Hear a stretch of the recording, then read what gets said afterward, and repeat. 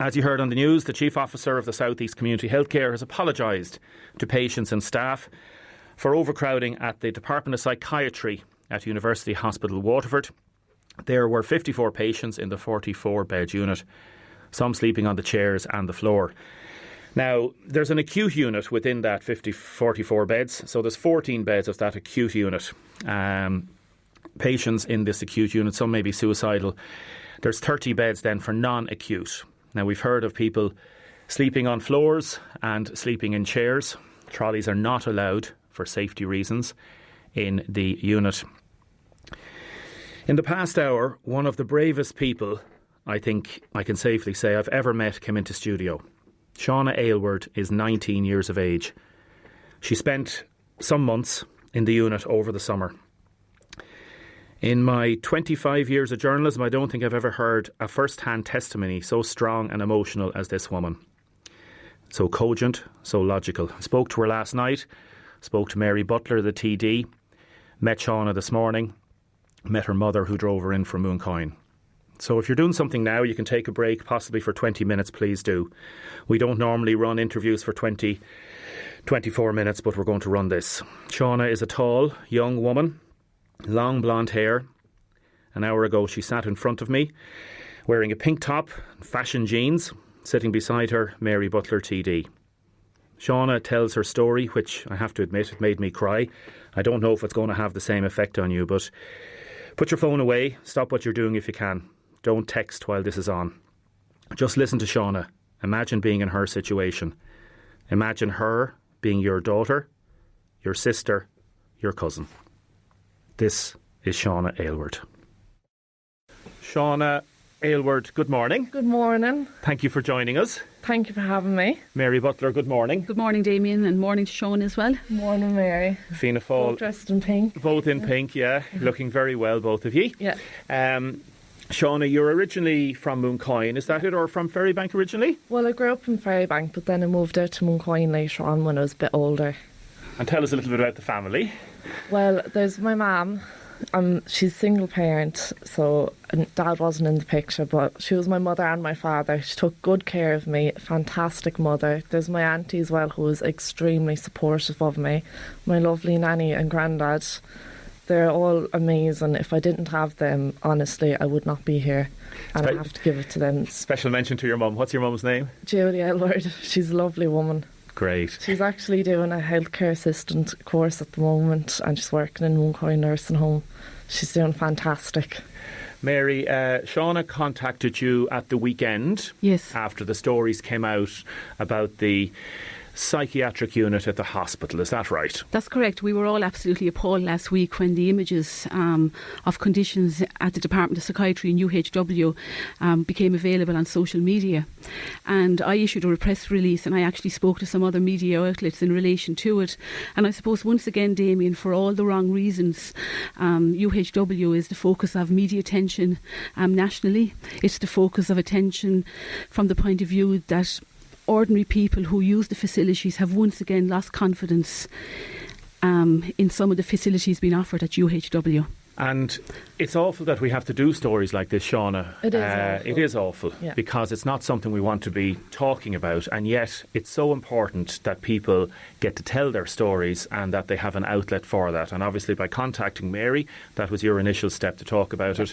You've done a little bit on Facebook over the last while.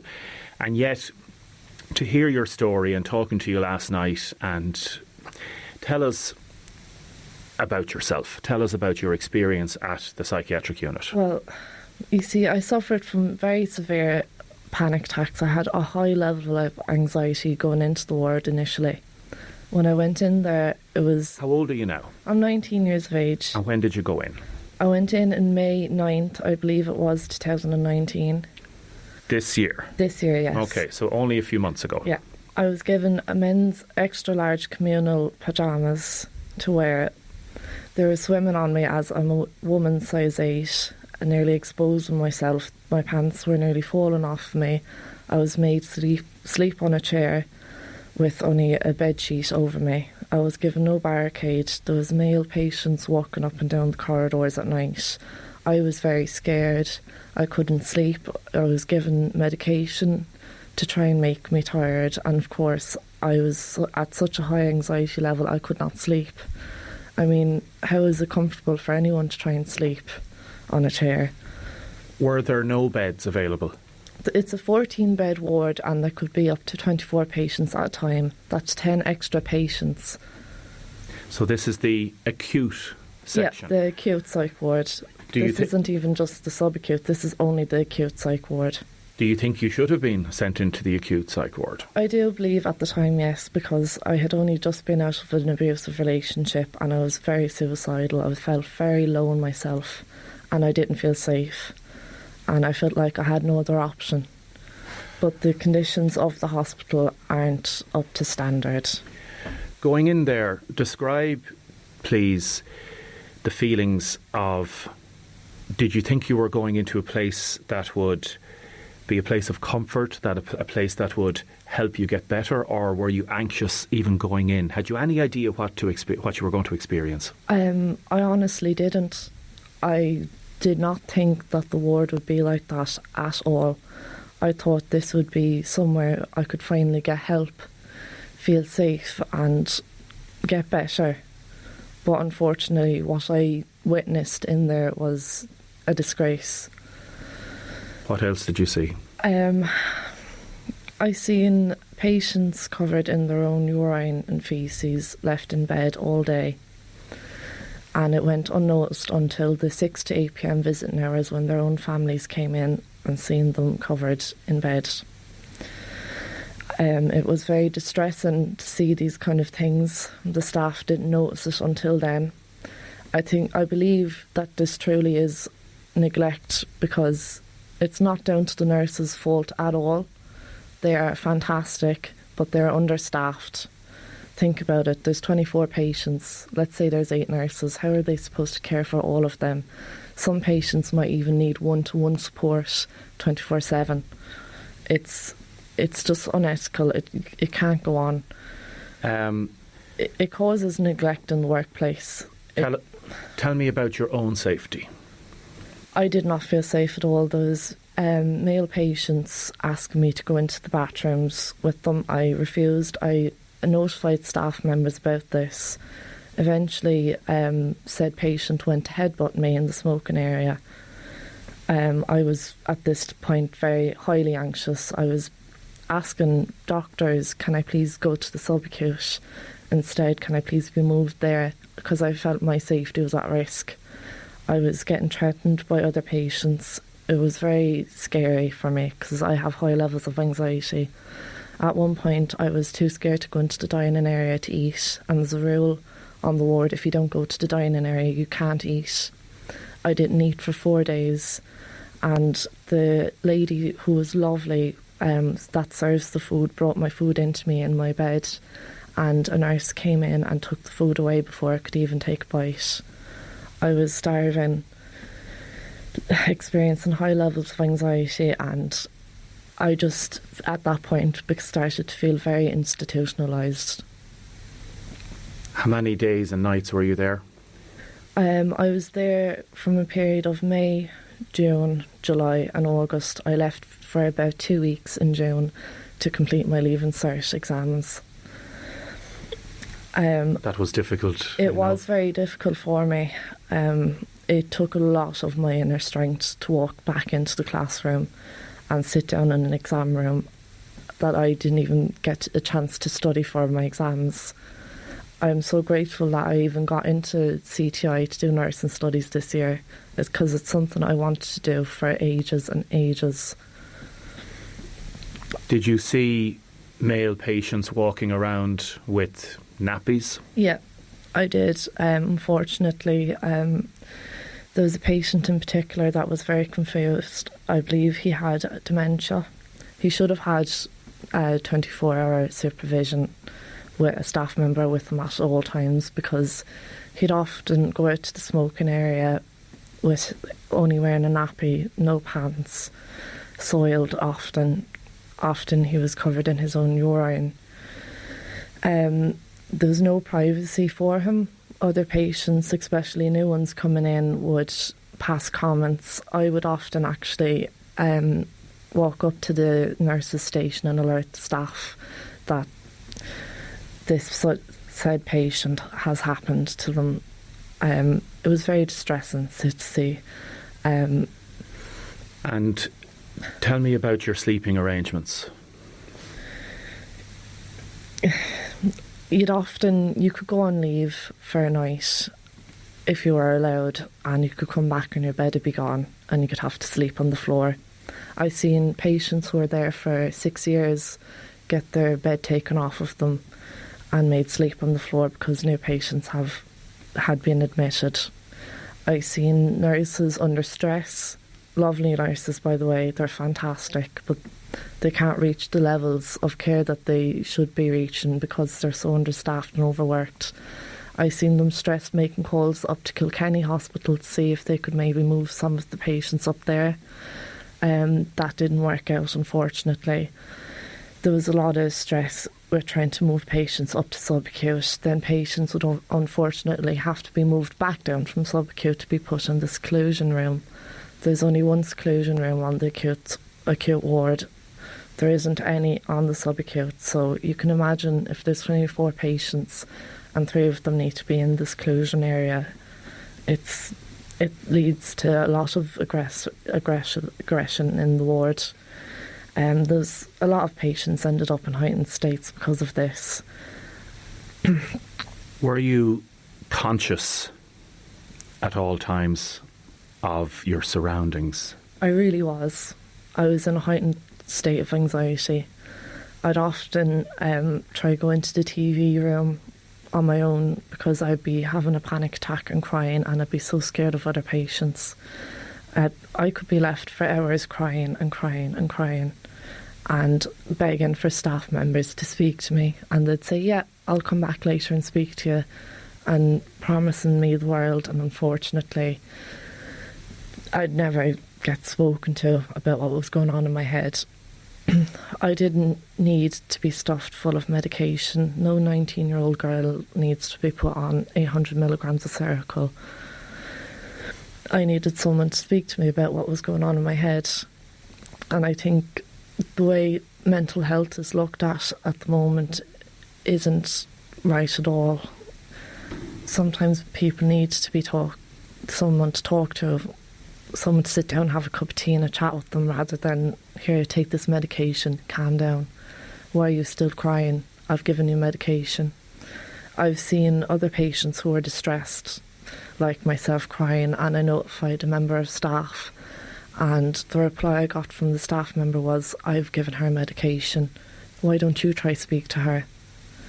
That would be breaking confidentiality, I think, if I was to speak to that patient about, like, of course you can speak to patients, but I just don't think that was appropriate. There was one time during the visiting hours, my aunt witnessed me having a severe panic attack and I fainted, and she alerted a member of staff to come out to see if they could help, and he proclaimed loudly, "This is not an emergency," and angrily walked off, leaving me there in that state. I was very scared at night time. I found it extremely hard to sleep. There'd be shouting and crying all night on the wards.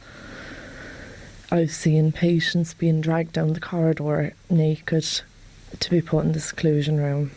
It's disgraceful. I really don't think that this should go on any longer. Who dragged them down the corridor? Members of staff? Members of staff, yes. Why? Because there was a violent incident, or there was a fear, or what reason? I don't know the reasonings for doing such a thing. You actually saw a patient? Yeah. So did other patients, which is... It's a human right to have your own privacy, and that was taken away from that patient. There was a man, was it? Yes, it was. How many women were in the unit? At times it was mainly men on the ward. At times could be 5 women, could be 6 women. And do men and women share the same ward? No, they don't. Well, they'd be on the same unit, but they're not allowed in the same bedrooms, if you get me. But so there'd be a lot of changing around the beds if new patients came in, like let's say 5 male patients came in and two women might end up having to sleep on the chairs, the men might end up having to sleep on the floors, beds would have to be changed around in the rooms. So are you saying that sleeping on floors or sleeping on chairs is a regular thing? Yes, it is. Like, if you think about it, there's a 14-bed ward, 24 patients. That's 10 patients sleeping on either chairs or floors. There's lack of bed sheets to provide them with and pillows whilst they're sleeping on the floors and chairs. Lack of barricades for privacy. Did you ever raise any of these issues? Yes, I did. With who? The staff members. And unfortunately, there's nothing they could do. I've seen them try their best to move patients up to Kilkenny. They even offered me to move to Kilkenny, and I was very hesitant at first because I thought, well, God, if Waterford is like this, how is Kilkenny going to be? So I said yes then eventually in the end, and they said, I apologise, but it's not going through anymore. They were trying to move patients down to Maryville, I believe, in Wexford. That was successful, but there was only one patient.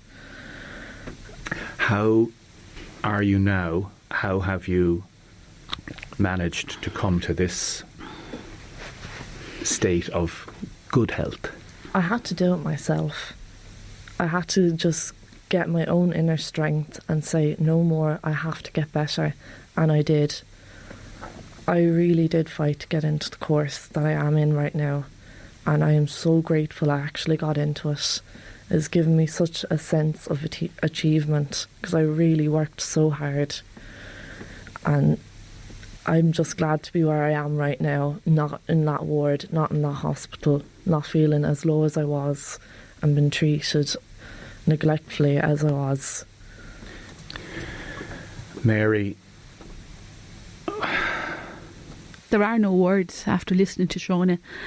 I just want to thank Shauna for reaching out. I spoke to another lady who's 34 years of age last night, and her story was identical. She was in the ward also during the summer months, and it's fair, it's absolutely appalling to have to listen and to hear firsthand exactly what the situation is. And we raise these issues constantly with the Taoiseach and with the Minister, and the stock answer is, we're putting so much money into these services, but obviously the reality on the ground is so much different. And I just hope that the Minister and the Taoiseach will hear what Shauna has said today, because that is the reality, that we are failing people. And I was really concerned following the Mental Health Commission report, which came out about 6 weeks ago, and they stated categorically that the Department of Psychiatry at UHW is only at 57% compliance. Now, it was at 64% compliance in 2017, which raised red flags then. And now we're at a situation where we're only at 57% compliance. And also I would like to add to this, and maybe Shauna might have seen some of this as well, we're also having minors being put into this unit. Last year, for example, there was 8 minors who would be under 18 that were in this unit because there was no place else for them to go. Now, the staff are not trained to deal with minors. I worked with 2 families at that time who were obviously very, very distressed. And after, quite a few weeks, we managed to move them on to get the correct wraparound supports they needed. And both, I have to say, are doing extremely well now. But, when you have somebody like Shauna, who's a young adult, and she was absolutely traumatised for being in the unit, can you just imagine how a young child will feel when they can't get the correct wraparound supports? It's absolutely a damning indictment of our mental health services. I take no pleasure in sitting here this morning and saying this. It's absolutely appalling, and everybody are right to be outraged. Absolutely. And upset. Yes. It's upsetting. Yeah. Shauna, when visitors came to you, your mum came in, your relations, what did they see? What did they say? Did they report it? Did they raise it? Yeah, they did. They often went up to staff and asked, can Shauna please speak to a doctor? She's very distressed. She's experiencing high levels of anxiety. They'd see me crying and crying and crying. And they'd just feel so at loss. They'd be sitting next to me in bed holding my hand as I'm crying whilst waiting for nurses to come and speak to me. It got so bad at one point, an elderly patient actually pressed the panic button so a nurse would come down and actually speak to me. And this wasn't on only one occasion. Other patients actually had done that as well. And I've had to do that for other patients as well. Press the panic button just to be heard, just to get someone down, the staff who should be there anyways, to come down and actually care for the patients. It's unfair how understaffed they are. They are overworked. There was some lovely nurses out there that I will always remember their advice they gave me. I will. They're fantastic, they are. But unfortunately, they cannot reach their potential. If you wouldn't mind me just interjecting there are 50 vacant nursing positions across the Waterford mental health services at the moment. How many? 50. So I think that just reiterates what Sean is saying, whereas there are fantastic staff out there. They're under so much pressure. The unit has a capacity of 44, and at most times there are 54 people in the unit. So obviously the staff are going to be under pressure, and and I think that reflects in exactly what you have said. Yep. If you met Minister for Health Simon Harris tomorrow, if you did meet him tomorrow, what would you have to say to him? Everything I have just said now. Everything. It needs to be said and it needs to be listened to. It's going on way too long, and it's undignified that this is allowed to be going on in this day and age. It's 2019. This is not the 1970s. It has to change. Would you fear a relapse in your condition, that you may have to go back into that unit? If somebody said to you, Shauna, we're readmitting you to that unit, what would you think? What would you say? I have actually had it said to me, and I said no. I will not. I refused. I went home with a heavy heart. It was very hard for me and my mum trying to get past that stage, but I did very well. But I would be terrified for other people suffering just like I am, having to go home because there's no space on the ward for them, and maybe possibly taking their own life. It's very scary, and it does happen. I have attempted, after being refused admission, after trying to seek help out at the hospital, it's always a case of, here's medication, go home. I don't think that's the answer. There's also a horrifying lack of outpatient supports for when people leave these services. I don't understand. There's no aftercare at all involved. Mary, there's so many issues raised in this. We won't go into them all now. You're going to be heading up to the Dáil now. You're going to be raising these issues today. There's the unit, there's the individual care, there's allegations of abuse. There's a possibility this unit will be closed down. There's after outpatient care. Yes, the registration is due to expire in March. Something has to be done. And a meeting will be held in the coming weeks. But John Farley, the Chief Exec of Mental Health Commission, came out during the week and he apologised, and he said the conditions are unacceptable. But the question I'd like to ask is, why have the conditions been allowed to get to this stage? It can't be acceptable practice that vulnerable people will sleep on a chair or will sleep on a floor. That can't be acceptable practice. You're not allowed to have a trolley for health and safety purposes. For health and safety purposes. Somebody might think of doing something bad to themselves with the trolley. Most of the furniture in an acute unit like that are, I've been told, collapsible. There's something I really do think needs to be raised as well. A very good friend of mine who's also in the ward, unfortunately grabbed a chair from the corridors while the nursing staff were all in the nurses' station with the security cameras in there, so they should have seen this happening. He picked up the chair, it was a very high chair, and carried it all the way out, this heavy chair, to the smoking area, which has a 10-foot high wall. He placed the chair against the wall and jumped over the wall, then hurting his ankle. This happened on 4 occasions. The staff didn't know this happened until patients, other service users, alerted them to this. Patients are jumping over walls because the conditions in the wards are this horrifying. Do you find it difficult talking about it, Shauna? Or do you think it's just so important?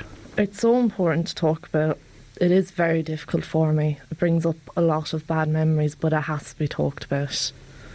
I will admit, very scared about coming out about this, and I am very terrified of any backlash I will get from people, but it has to be said. And Shauna, look, I just think you're so brave, and I don't believe there will be any backlash, because what you said to me yesterday was that you had great family support and you had people to advocate for you, but you were aware of patients in this unit that don't have family support, that don't have someone to advocate for them, and that's why you wanted to speak out. That's why you reached out to me. I in turn reached out to Damien, and and this is the message that I've been getting from the few that reached out to me over the weekend, that this cannot be allowed to go on. And if by you speaking out means that conditions will improve for even one extra person, it will have been a good morning's work on your behalf. So well done. Thank you very much, Mary. And thank you, Damien. Shauna, mind yourself. I will.